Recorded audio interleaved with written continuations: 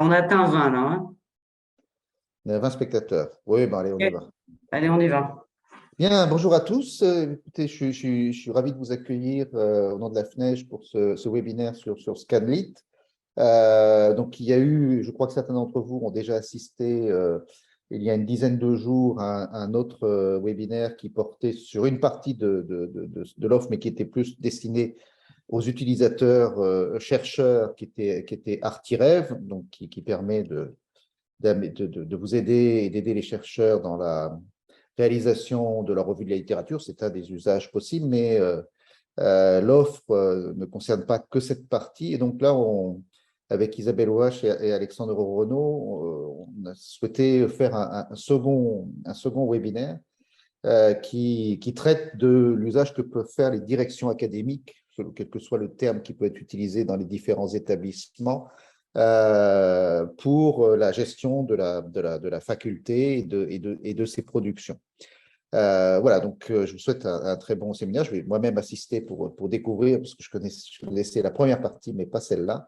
Et je vais laisser Isabelle et Alexandre, que je remercie d'avoir accepté de se prêter à l'exercice. Très bon webinaire. Merci beaucoup, Jérôme. Je vais partager mon écran.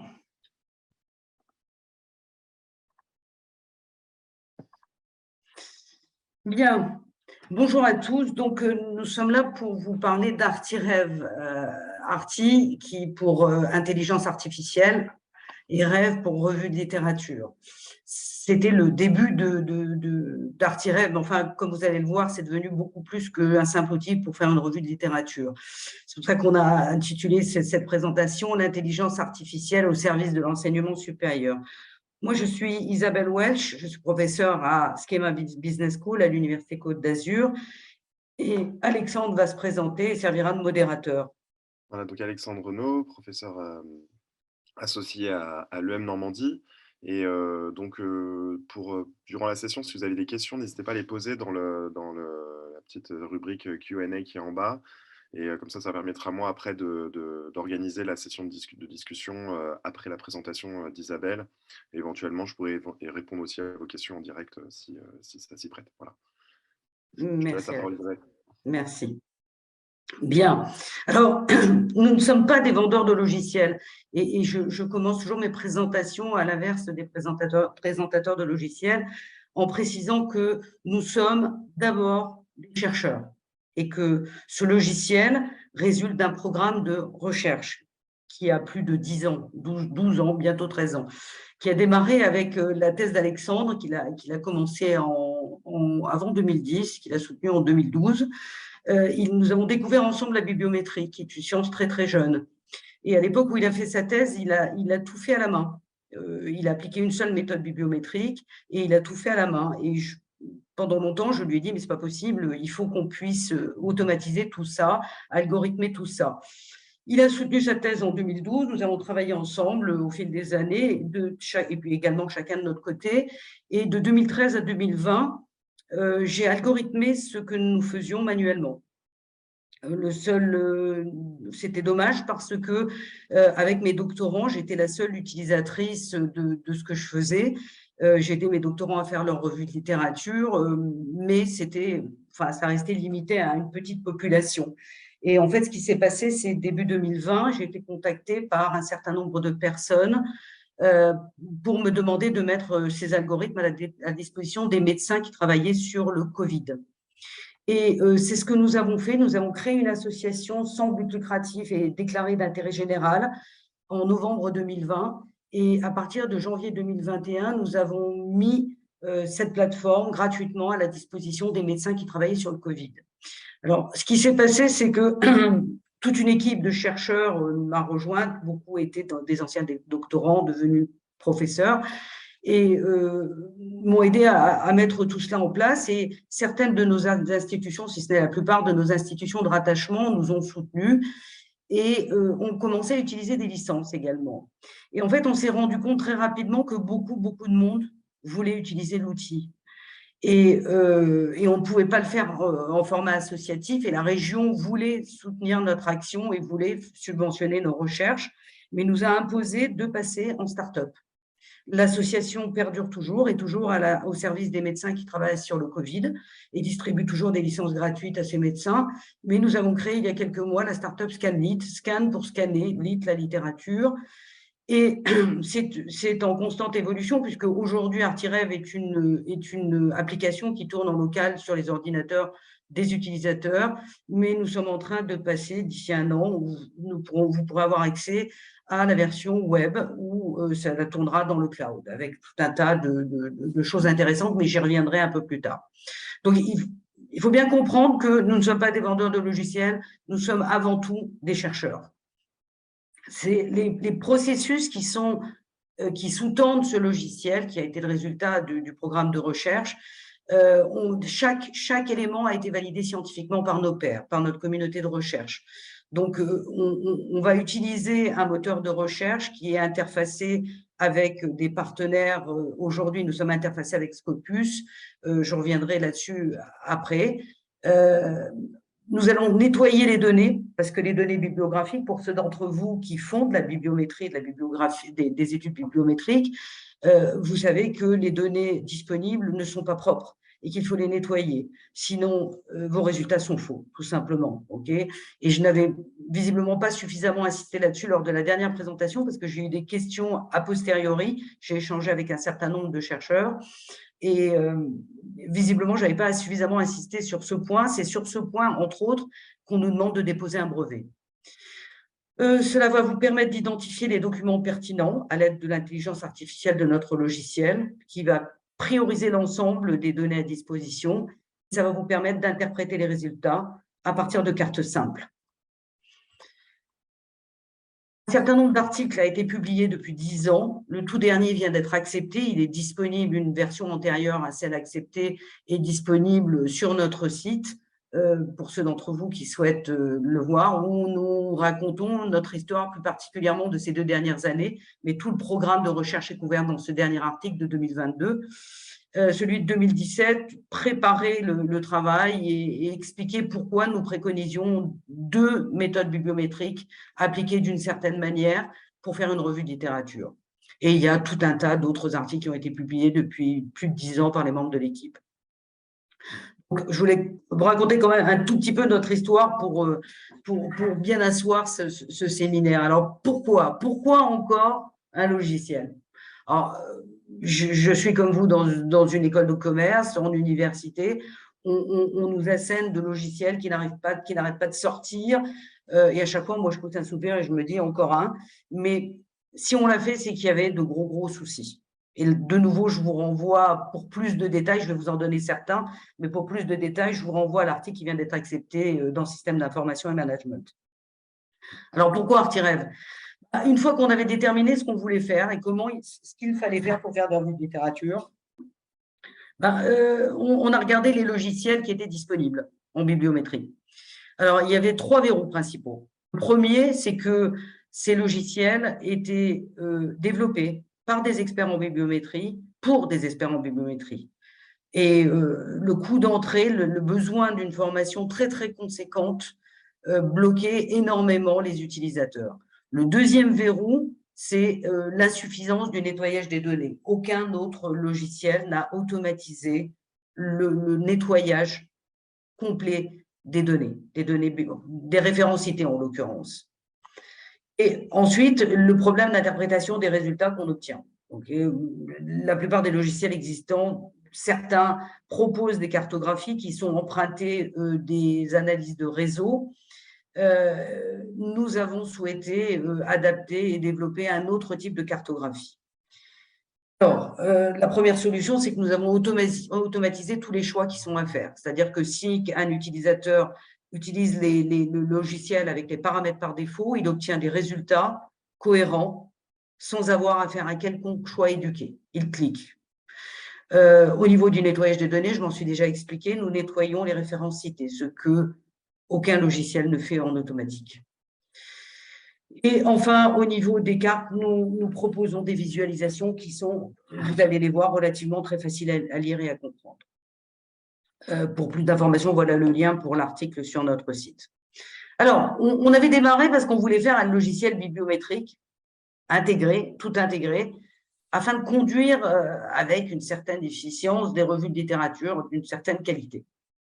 En fait, nous sommes arrivés à ce que nous avons baptisé un assistant de recherche virtuel qui peut faire beaucoup plus que de faire de simples revues de littérature. Donc, on va voir ensemble ce qu'il peut faire. Déjà, pour un chercheur, ça va faciliter la réalisation de revues systématiques de la littérature. C'était le but premier. Donc oui, effectivement. Ça va accélérer la rédaction et la publication d'articles scientifiques. Et ce n'est pas seulement une phrase, c'est une réalité. J'en suis le premier témoin parce que je publie beaucoup et c'est parce que j'ai les bons outils, mais un certain nombre de mes doctorants qui sont profs maintenant depuis un paquet d'années, commencent à être très reconnus en bibliométrie. Vous verrez tout à l'heure dans les cartographies que je vais vous montrer, j'ai cartographié 5 chercheurs, dont un, Amitabh Anand, qui cette année, et qui a soutenu sa thèse il y a quelques années, il y a 4 ou 5 ans, qui a sorti cette année, dans l'année passée, 14 articles. Il travaille beaucoup, c'est un gros bosseur, mais ce sont à 95% des articles qui ont utilisé la bibliométrie. Donc oui, ça permet d'accélérer la rédaction et la publication d'articles scientifiques. Ça n'enlève pas tout le travail qu'il faut faire derrière, mais c'est une réalité. Et ça permet d'actualiser ses connaissances sur un sujet scientifique, c'est-à-dire que chacun d'entre nous, on a des domaines de prédilection dont nous sommes plus ou moins spécialistes. Il faut se tenir à jour et ça permet de faire cela relativement facilement. Un enseignant, nous enseignons tous un certain nombre de cours régulièrement, chaque année, et il convient de les revoir et de les enrichir, ce qui peut être particulièrement time consuming, je ne trouve pas le mot en français, ce qui peut prendre beaucoup de temps. Et l'outil permet de faire cela relativement facilement.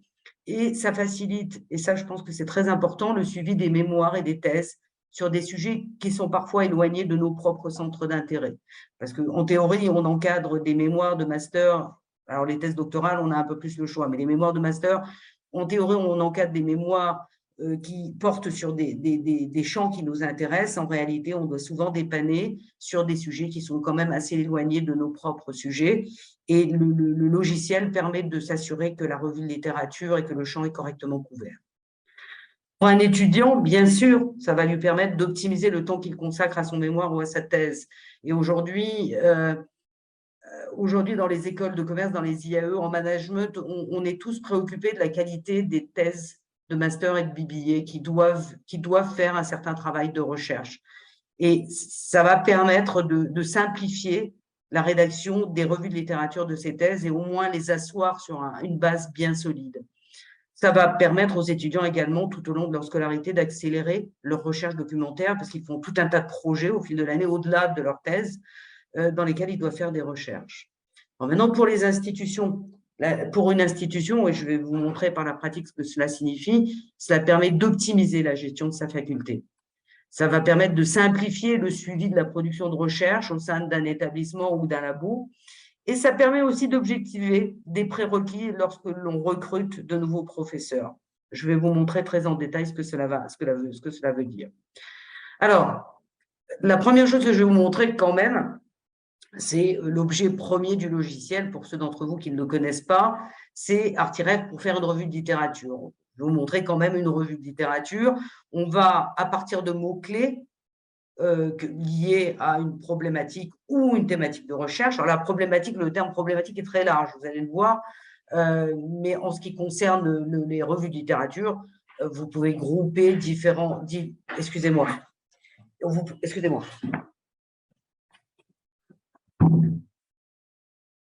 Vous pouvez grouper différents mots-clés, vous pouvez faire des recherches dans des revues bien spécifiques et à partir des données collectées, interfacées avec Scopus actuellement, on va les nettoyer et on va sélectionner les textes les plus importants. Pas nous, l'intelligence artificielle basée sur la bibliométrie.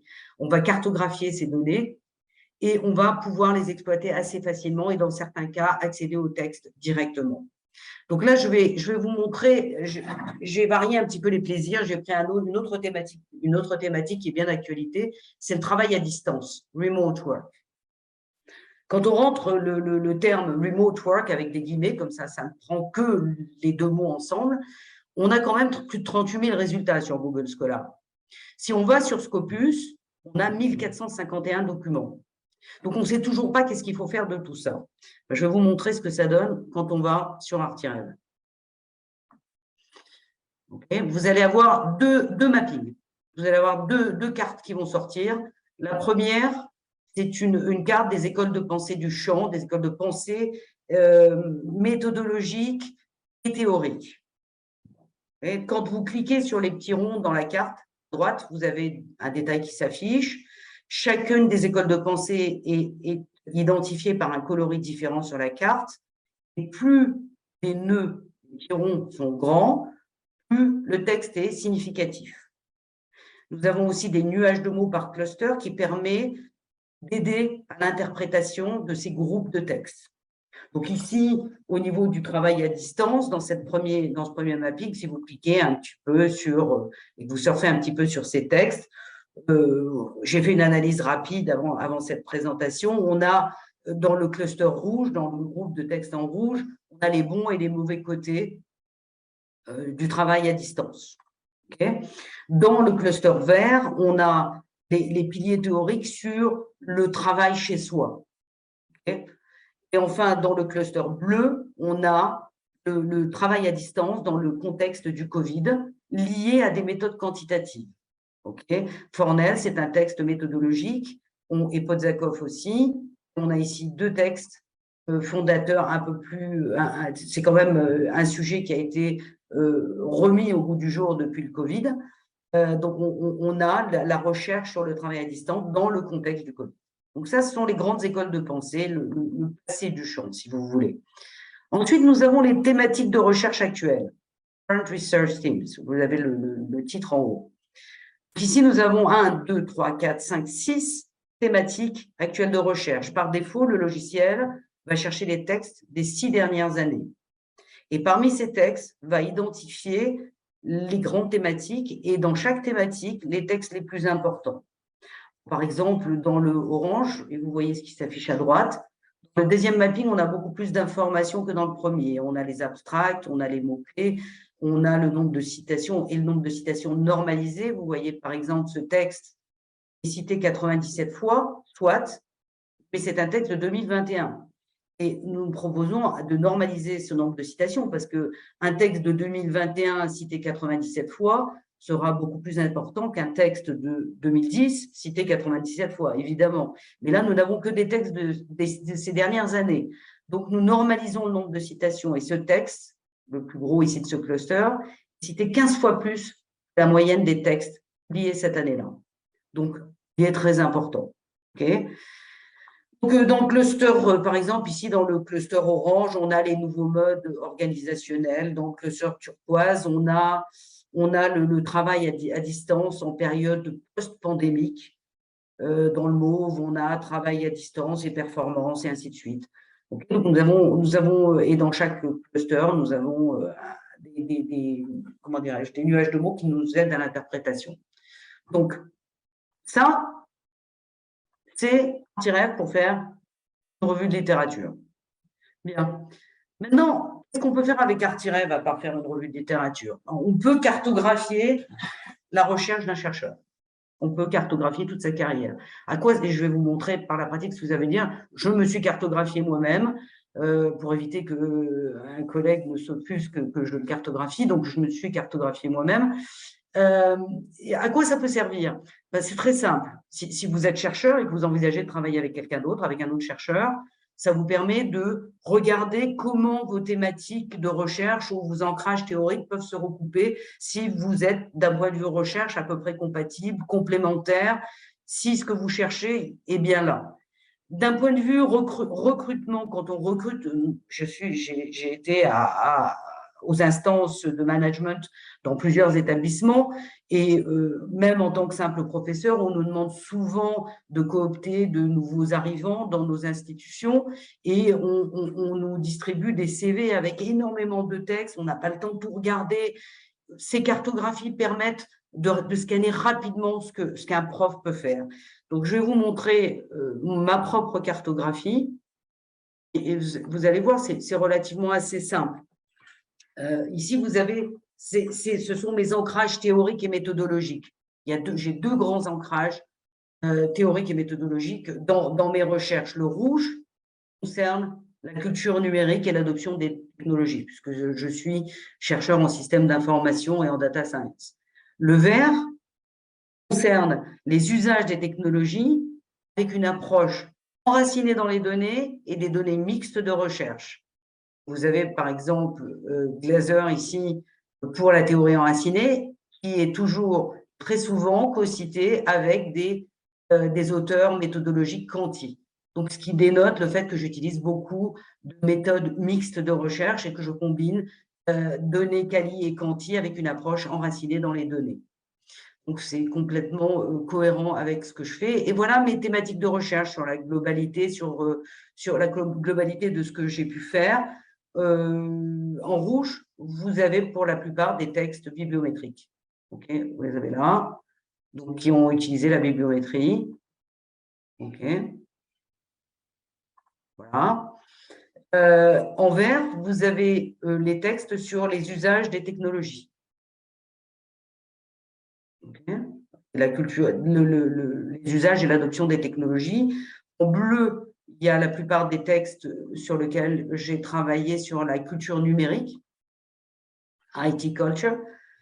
Le mauve est assez intéressant, et vous voyez, il y a uniquement le premier auteur qui apparaît.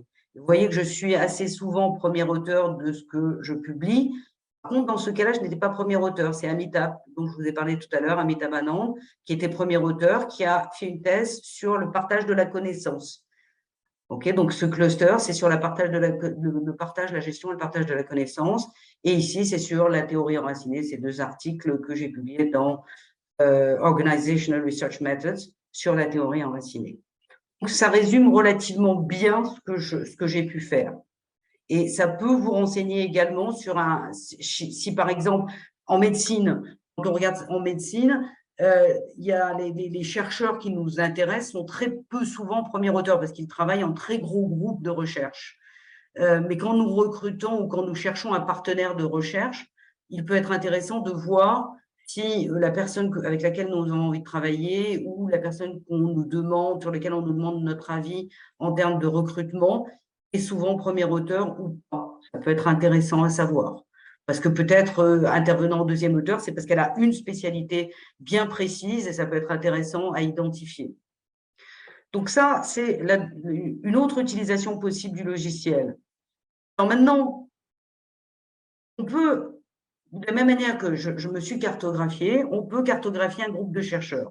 Alors là, j'ai eu un gros dilemme parce que j'ai cartographié plusieurs facultés dans sa complétude pour un certain nombre d'établissements à qui je montrais l'outil.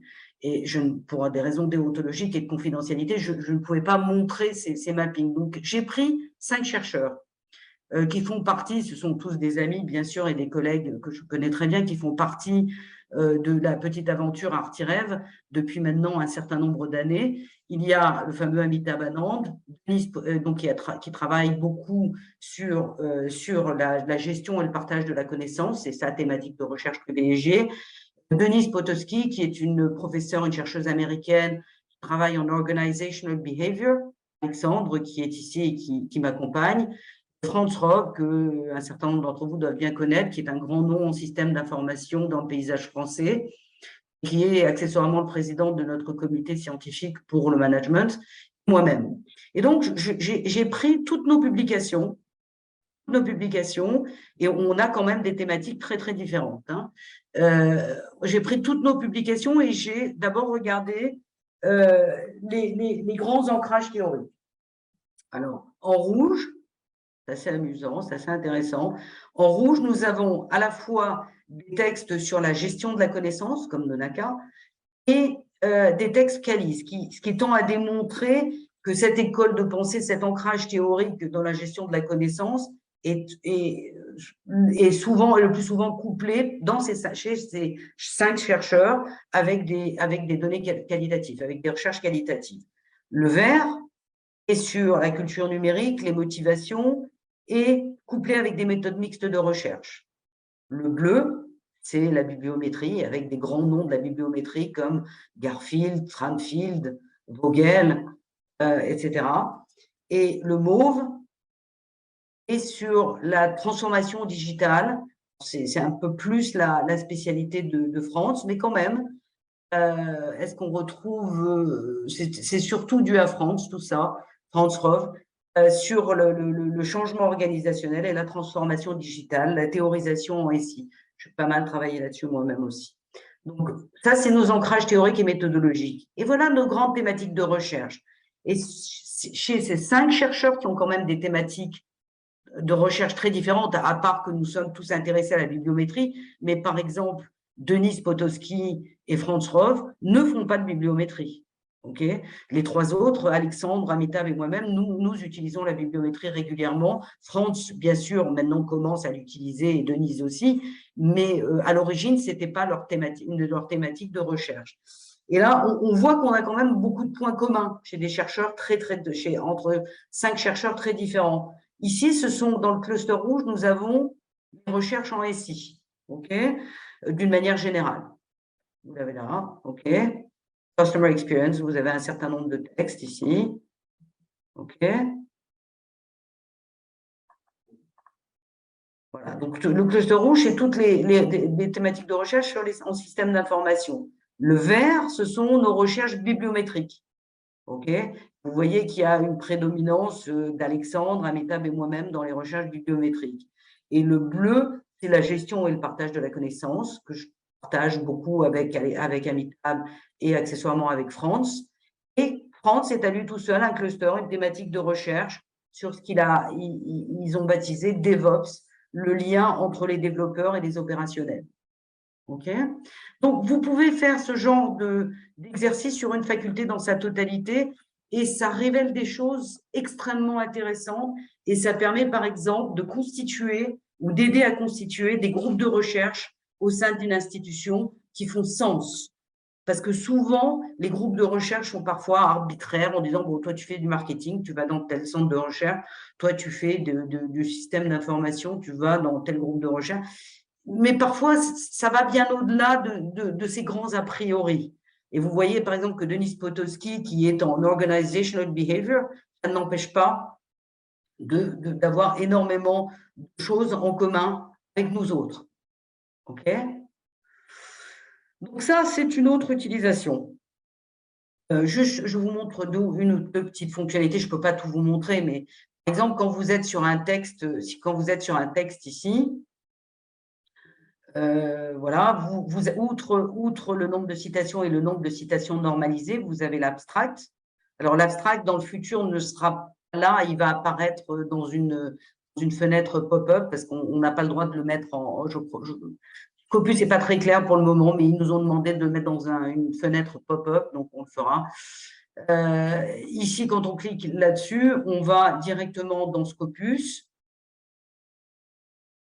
Et dans certains cas, on a accès au texte. Okay, s'il est par exemple sur ALT, sur une des bases en open source, on a accès directement au texte qu'on peut télécharger. Okay, donc là, vous avez les nuages de mots. Maintenant, ce que je vais quand même vous faire, c'est une petite démo live, parce que je vous ai montré comment on pouvait utiliser le logiciel et les résultats.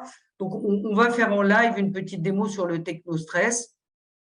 Donc là, quand vous arrivez sur le logiciel, ben, vous vous loguez et puis vous cliquez dessus. Là, vous rentrez vos mots-clés. Voilà. Donc, là, je vous montre simplement une revue de littérature.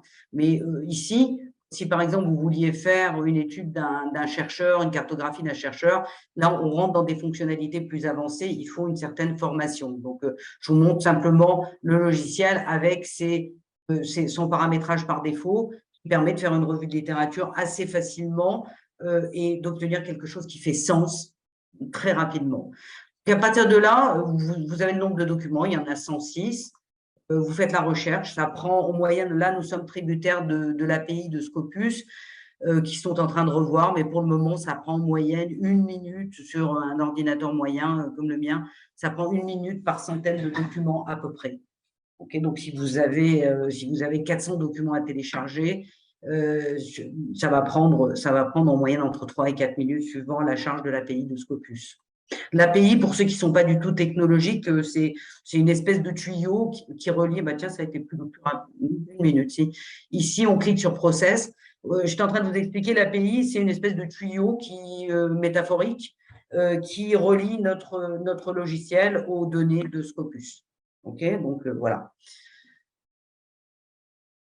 Ici, là, dans une centaine de textes, on va avoir à peu près 10 000 références à nettoyer. Voilà, ça prend moins d'1 minute. Ici, vous cliquez sur Generate Matrices. Vous n'avez pas besoin de savoir ce que vous faites, hein. Là, il faut malheureusement 6 clics parce que pour le moment, nous avons une seule interface pour tout le monde, pour les experts et pour les néophytes. Dans le futur, il y en aura 2. Et donc, je vous ai sorti le premier mapping et voilà le deuxième mapping. Donc voilà, là c'est un sujet récent, enfin assez récent, le technostress, qui est encore mal synthétisé. Vous voyez que les écoles de pensée, il y a beaucoup de textes différents qui sont cités. On n'a que 109 documents. Malgré cela, il y a beaucoup d'ancrages théoriques différents. Je ne vais pas vous faire l'analyse, hein. Voilà, vous avez ici 4 grandes thématiques de recherche. Ici, voilà, j'avais regardé ce que c'était. Le rouge, c'était les antécédents et les conséquences, les antécédents et les conséquences du technostress. Voilà, et vous avez un certain nombre de choses qui s'affichent sur la droite. Voilà, vous voyez en quelques minutes à peine, vous avez une revue de littérature simple. De la même manière, si vous tapez l'identifiant d'un auteur, ben vous pouvez cartographier l'auteur. Et si vous voulez cartographier un ensemble d'auteurs, regardez leurs recherches. Tous les auteurs d'un labo, tous les auteurs d'une institution. Alors, si c'est au niveau institutionnel, chaque institution a un numéro.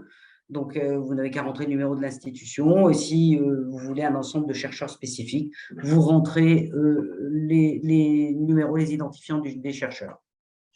Alors, c'est un logiciel, mais c'est un logiciel en évolution constante parce que, comme j'ai commencé cette présentation, nous sommes avant tout des chercheurs, donc nous avons toujours envie de faire plus, de faire mieux, de faire encore. Isabelle, Oui. tu as une question. Tu veux les traiter maintenant ou plus tard? Non, attends, On prend à la fin. à la fin. Yes. OK. Donc, nous allons transformer, nous sommes en train de finir de transformer ce logiciel en web application et il y aura 2 interfaces. L'interface EasyScan, qui sera une version simplifiée où vous rentrez simplement votre ou vos mots-clés et vous obtenez directement les mappings sans avoir à faire vos 8 clics ou 9 clics. Vous avez directement les résultats qui s'affichent. Cette version sera disponible non seulement sur ordinateur, mais également sur smartphone et sur tablette, et sera destinée aux chercheurs néophytes en bibliométrie qui n'ont pas envie de se prendre la tête à apprendre ce que c'est que la bibliométrie, qui veulent simplement pouvoir scanner rapidement un champ de recherche et guider un petit peu leur revue de littérature. Voilà, et ça sera cette version également EasyScan qu'on préconisera pour la plupart des étudiants. La plupart, je dis bien. Et DeepScan sera la version web d'Artirev qui va tourner dans le cloud, donc qui sera plus tributaire des ordinateurs de chacun. Parce qu'aujourd'hui, on souffre dans certains cas parce que certains des utilisateurs ont des vieilles bécanes qui ne tournent pas vite, etc. C'est compliqué pour les former. En particulier, nous avons des utilisateurs dans certains pays où l'informatique n'est pas ce qu'elle est dans nos pays, et c'est assez compliqué. Donc, c'est assez important de pouvoir tourner dans le cloud d'une manière générale. Et DeepScan fera à minima ce que fait aujourd'hui Artirev, mais on est en chemin pour faire beaucoup plus. Voilà, donc qui on est aujourd'hui? Nous sommes Scanlit, la startup Scanlit, qui a été cofondée par Alexandre et moi-même. Nous avons un comité scientifique qui est co-présidé par Frédéric Pratt pour la médecine et par Franz Rove pour le management. Et il y a beaucoup d'autres, je ne peux pas citer tout le monde, on va bientôt les mettre sur notre site, mais qui est en train d'être fini. Il est déjà en ligne, hein, notre site, mais encore en travail. Il y a beaucoup d'autres chercheurs qui travaillent à nos côtés dans l'ombre et aussi des investisseurs qui croient en notre projet. Voilà, on a beaucoup de projets en cours. On va revenir, une fois que j'ai fini la présentation, sur le premier de ces projets, qui est DataScan, qui est une base de données. Pour le moment, nous sommes interfacés avec Scopus et nous sommes en négociation pour essayer d'obtenir des abonnements Scopus par API beaucoup moins chers que ce que Scopus demande aujourd'hui, parce que dans des petites institutions, ils n'ont pas toujours les moyens de s'abonner à Scopus et n'en ont pas particulièrement besoin in extenso. Par contre, un certain nombre de ces plus petites institutions nous ont demandé et ont besoin de cet outil. Donc, nous sommes en négociation avec Scopus pour essayer d'obtenir des abonnements limités pour accéder aux données par API uniquement. Mais plus que ça, aujourd'hui, nous sommes en réflexion avec la FNEJ pour envisager peut-être de monter une base de données bibliographique dédiée au management. Alors, pourquoi? Alors, outre le fait que nous sommes tributaires de Scopus aujourd'hui, et je sais que vous allez me demander, un certain nombre d'entre vous, pourquoi Scopus, donc je vais vous le dire dans une seconde. Cette base de données bibliographique dédiée au management, elle est importante à plusieurs titres. Parce qu'aujourd'hui, Elsevier, qui est un des plus grands éditeurs scientifiques et qui détient Scopus et qui donne une préférence à ses propres revues de manière légitime, ne nous donne pas des résultats qui suivent les décisions de nos écoles et de nos établissements. Aujourd'hui, la plupart des grandes écoles françaises de management et des IAE en université ont adopté la liste, puisque nous n'avons plus la liste CNRS dans notre section, ont adopté la liste ABS et FNEJ. C'est-à-dire que nous utilisons pour la plupart d'entre nous un cumul des deux listes, ABS et FNEJ. Le problème, c'est que quand on a accès aux données de Scopus par Elsevier, ben, toutes ces revues ne sont pas dedans. Ils choisissent quelle revue ils veulent indexer. Pourquoi est-ce qu'ils choisiraient pour nous, établissements français, quelle revue nous voulons valider? Si nous voulons valider la liste ABS et la liste FNEJ, avec toutes nos revues françaises incluses, celles d'une certaine qualité, pourquoi ne pouvons-nous pas le faire? Okay, donc, ça suit ce raisonnement-là. Donc, nous sommes en train, on va revenir, après que j'ai fini la présentation avec Jérôme, on va vous parler de cette base de données.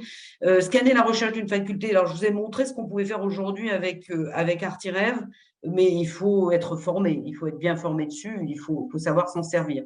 On va l'automatiser. On va essayer d'automatiser ce que je vous ai montré pour le moment. Il faut être formé dessus, il ne faut pas un simple clic. Donc, on va faire en sorte d'avoir un simple clic. Et TeachCan, c'est un projet que j'ai depuis longtemps et qui est déjà utilisé dans mon propre établissement. Mon propre établissement a utilisé, avec mon autorisation bien sûr, a utilisé mes algorithmes. J'avais travaillé sur l'évaluation des enseignements. Parce que tout comme l'histoire de la base de données bibliographique, beaucoup de profs, on n'était pas content de la manière dont on était évalué ou dont on est.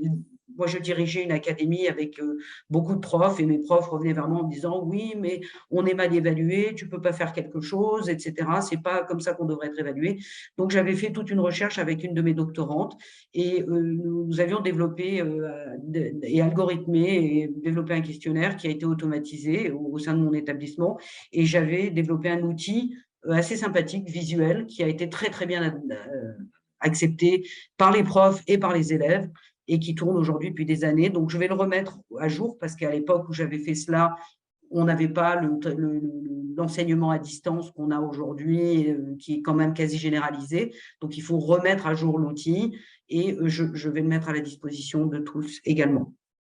Voilà, merci à tous pour votre attention.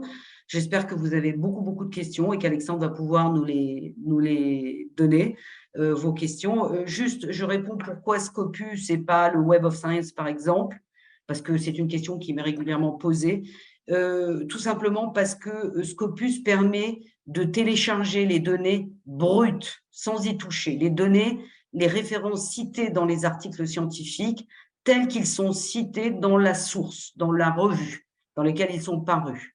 Alors que les bases de données comme le Web of Science ou Dimension, en fait, formatent les références citées avec plus ou moins de bonheur et ne conservent pas les références d'origine.